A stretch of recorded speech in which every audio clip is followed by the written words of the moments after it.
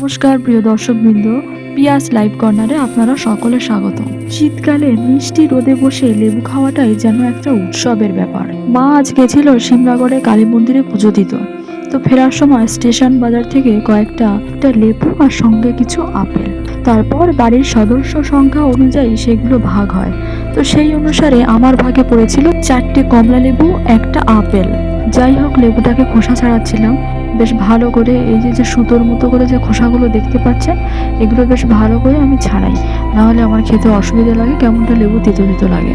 আমরা সবাই জানি লেবুতে প্রচুর পরিমাণে ভিটামিন সি তো আছেই, তার সঙ্গে আছে ভিটামিন B6, পটাশিয়াম, আরও অন্যান্য খনিজ উপাদান, যা শরীরের জন্য অত্যন্ত অপরিহার্য।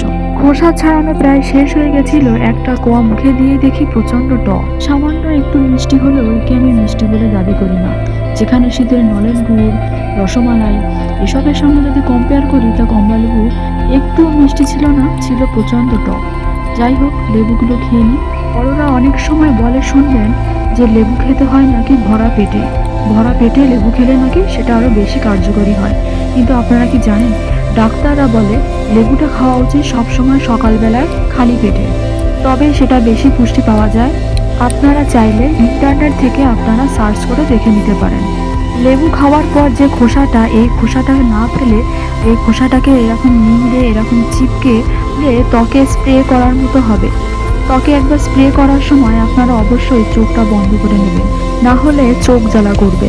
কমলালেবু খোসার নির্যাস এভাবে স্প্রে করাতে ত্বকের যে কোনো সমস্যা, যেমন ব্ল্যাক স্পট, ব্ল্যাক হেড দূর হবে এবং ত্বকটাকে আরও অনেক বেশি গ্লো করবে। আজ এই পর্যন্ত, টাটা।